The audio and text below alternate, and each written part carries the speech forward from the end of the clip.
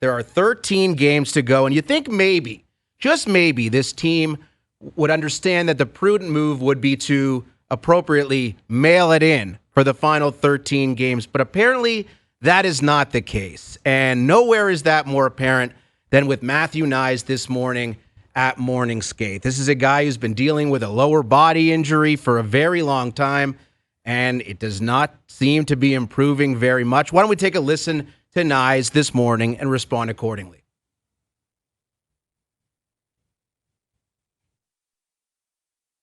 For me playing,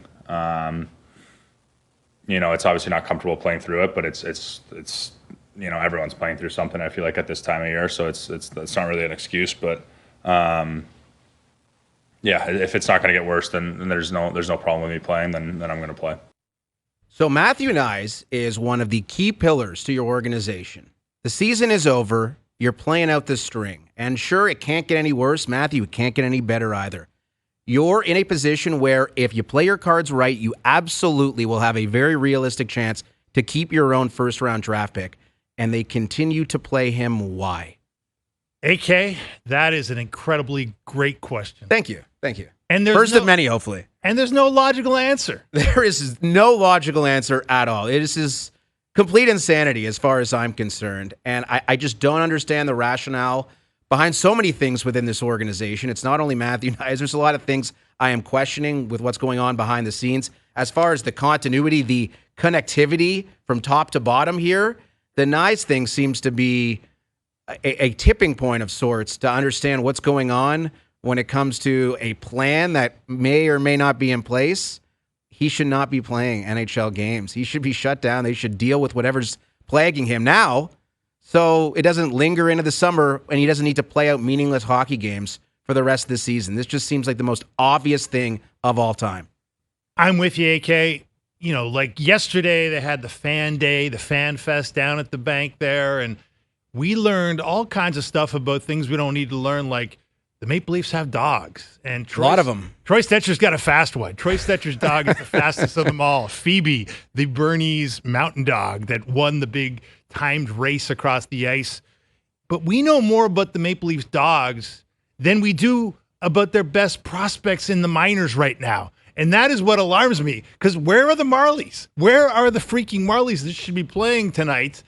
And they're not. Yes. No, absolutely. And when I speak to the level of disconnect within the organization, I think this is an interesting one because, again, you could debate, maybe you want the Leafs just to give up this first-round pick and roll it into 2027 and then, use this first-round pick and then you don't have to roll it into 2027 and 2028 when they're unprotected to Boston and Philadelphia.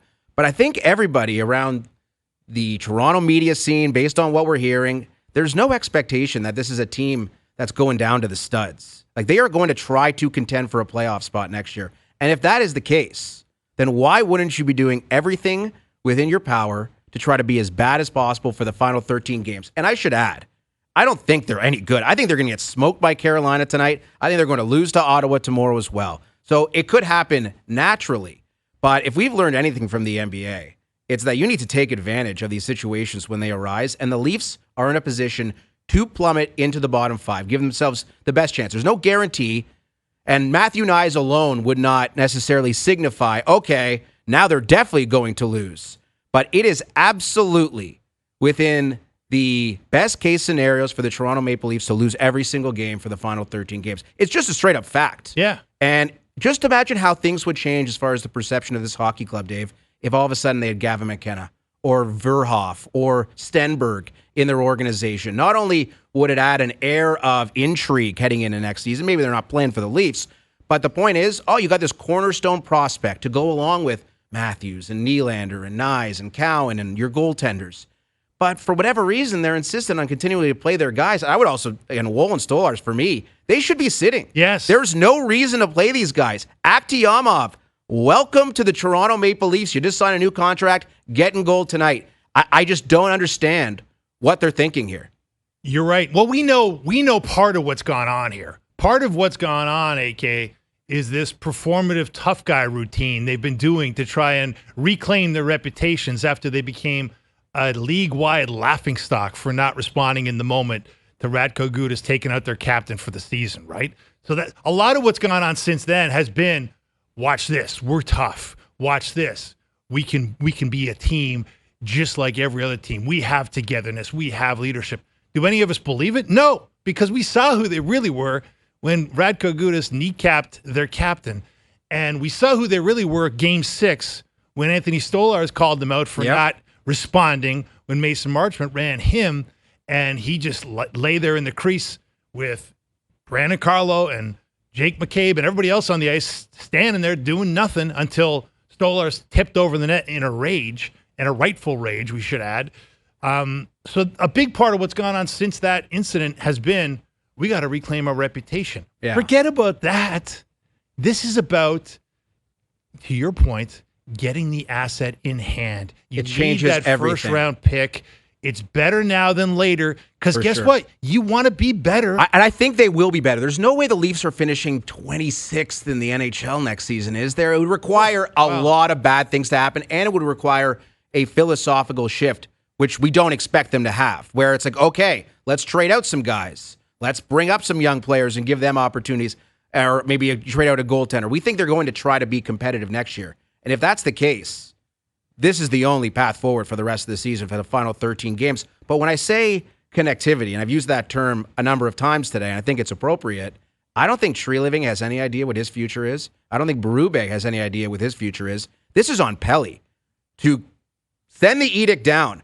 I know I'm going to be here. We're evaluating everything at the end of the season. Here's what we're doing. Here's the plan going forward. I don't know what your deal is, Brad or Craig. We'll figure that out in a couple of weeks. But we're losing these hockey games. Mm-hmm. That is what is most important for the future of our organization. And I truly believe it's an indisputable fact. It's a great point, AK. It's a really great point. I do think it has to go above the head of the guys whose job security is in question. It has to go above the head of the guys who got you into this mess this season. And it's a big mess. Yeah. And you know what? It would make things better, not only for the Tank. Obviously, right now they're 7th worst in the league. They've got a 6.5% chance of winning the lottery. Hey, the Islanders won it last year with a 3.5%. Got to give yourself the most lottery balls, Dave. You do. You got to. You got to sink deeper, ideally. But on top of that, it's a dual benefit. To your point, you just signed Akhtiamov to a 3-year entry-level deal. Get him in an NHL net. He's played one NHL game to date. Let's see what he's got. Why not give him more? To your point, you know what? Okay, you brought up Quillen, you brought up Bo Grew. That's been great. But what about these other guys that you claim to have got hidden gems in Borja Vallis and Luke Hames, right? You signed these guys. What about the college kids they just signed? The college guys they just signed. I mean, you've got these guys with the Marlies. Let's see who they are. And why not? It's not as though you're doing something that's unethical, to use an NBA term. Everybody in the NBA is talking about unethical tanks, ethical tanks. Matthew Knies is hurt. Yes. Okay.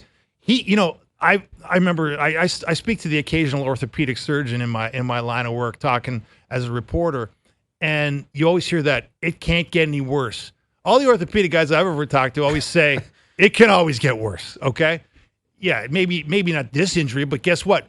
The fact that you have that injury can lead to another injury because you're overcompensating. There's no reason why you wouldn't shut this guy down right now, other than the vanity of let's win some games so we don't look so stupid anymore, which I think is what is top of mind for Craig Berube. For sure. If I'm Craig Berube, I'm trying to trot out the best lineup there every single night in an effort to regain what little credit or whatever you want to use, word you want to use to describe Berube going forward here. I think it's very unlikely he's back next year, regardless of how the final 13 games play out. But you got to take that out of his hands. You got to take it out of Tree Living's hands. And someone from up top needs to step in and say, Matthew Knies ain't playing anymore. What are we doing here? I just watched that press conference. And I listen, I have a lot of respect for Matthew Knies because I think there's a lot of people who just shut it down and said, I'm not playing anymore. I'm injured. Like, what are we doing here? And maybe if he was a little bit older and a little bit wiser, perhaps, that would be his move. But he said it himself. A lot of guys are banged up like this time of year. You're not.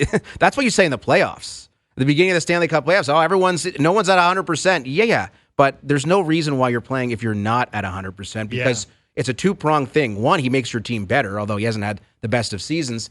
And two, start his offseason earlier. Get him back on track as soon as possible, especially considering we saw Austin Matthews, the 12-week recovery, which a lot of people are pointing to. Oh, that's right around the Stanley Cup final. Maybe Matthews could return for that. That ain't happening, people. It's a joke. Who pointed that out? I don't know, someone who maybe doesn't understand the precarious spot the Leafs find themselves in. But I just find that to be very frustrating and just very confusing overall. And the Knies situation in particular, and say what you will about Woll and Stolars, those are the only pieces that are giving the Leafs any chance of picking up points here. And listen, I guess the argument against it, you got a home game tonight. You want to field your best lineup in front of your fans? Sure. You don't want to mess with the hockey gods? Sure.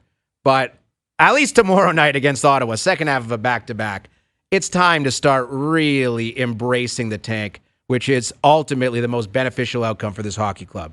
And, to me, it's about future planning. Like, you got to see these Marlies guys in NHL games, because as we all know, there's watching AHL games and looking at AHL stats is not the same thing as NHL action, right? And so you've got to decide, are these guys from the Marlies viable candidates to take the roster spots we're going to need to fill in the offseason? Because guess what?